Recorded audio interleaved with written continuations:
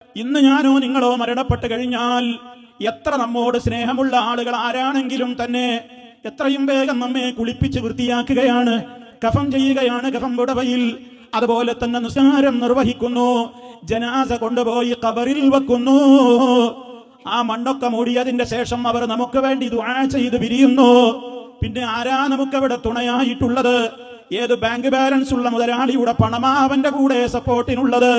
ഏത് സ്വാധീനമുള്ള ഭരണാധികാരിയുടെയോ രാഷ്ട്രീയക്കാരന്റെയോ ഏത് അനുയായിയാണ് കൂടെ ഖബറിലുള്ളത്? ഏത് ഭാര്യയാണ് ഭർത്താവിന്റെ കൂടെ ഖബറിലുള്ളത്? ഏത് ഭർത്താവാണ് ഭാര്യയുടെ കൂടെ ഖബറിലുള്ളത്? ഒരാളും നമ്മുടെ കൂടെ ഇല്ലല്ലോ. പിന്നെ നമ്മോടൊപ്പം നമ്മൾ ചെയ്ത അമലല്ലാതെ മറ്റൊന്നുമില്ലാതെ കിടക്കുന്ന നേരത്ത് ആളുകൾ അങ്ങ് പിരിഞ്ഞു പോകുമ്പോഴേക്ക് മലക്കൈനി രണ്ട് മലക്കുകൾ വന്നുകൊണ്ട് ചോദ്യം ചോദിക്കുന്നു. ആ ചോദ്യങ്ങൾ എന്തൊക്കെയാണെന്ന് റഹ്മാനായ കരുണാനിധിയായ റബ്ബ് നമ്മളോടുള്ള കാരുണ്യം കൊന്നുകൊണ്ട് തന്നെ ഇവിടെ വെച്ച് തന്നെ അവിടെ ചോദിക്കുന്ന ചോദ്യങ്ങൾ ഔട്ടാക്കിയിരിക്കുകയാണ്. ഏതു പരീക്ഷക്കാണ് ചോദ്യം മുൻകൂട്ടി പറയാറുള്ളത്? എല്ലാവർക്കും ബേജാറല്ലേ എന്ത് ചോദ്യമാ ചോദിക്കുക എന്ന് പരീക്ഷ ഹാളിലെത്തുമ്പോ. പക്ഷേ അള്ളാഹുവിന്റെ റഹ്മത്ത് നോക്കൂ, നമ്മൾ ഖബറിലെത്തിക്കഴിഞ്ഞാൽ നമ്മളോടൊരു വലിയ പരീക്ഷ നടത്താൻ വേണ്ടി വരുന്ന ആ മഹാന്മാരായ രണ്ട് ഉദ്യോഗസ്ഥന്മാരായ മലായികത്തുകൾ അവർ ചോദിക്കുന്ന ചോദ്യം അത് ഡോക്ടറോടാണെങ്കിലും എഞ്ചിനീയറോടാണെങ്കിലും അതുപോലെ തന്നെ ഭരണാധികാരിയോടാണെങ്കിലും ഭരണീയരോടാണെങ്കിലും പാവപ്പെട്ടവനോടാണെങ്കിലും പണക്കാരനോടാണെങ്കിലും രാജാവിനോടാണെങ്കിലും പണിക്കാരനോടാണെങ്കിലും ആരാണെങ്കിലും നിങ്ങളോടൊക്കെ ചോദിക്കുന്നവർ ചോദ്യമുണ്ടെന്ന് അല്ലാഹു അവന്റെ കരുണയൊന്നുകൊണ്ട് മാത്രം ഇവിടെ വെച്ച് തന്നെ നമ്മോട് പറയുന്നത് എന്തിനാ? അതിന്റെ വേണ്ട ഉത്തരം ഇവിടെ നിന്നാണ് തയ്യാറാക്കി വെക്കേണ്ടത്. നിന്റെ റബ്ബാരെന്ന ചോദ്യമല്ലേ ആദ്യമുള്ളത്?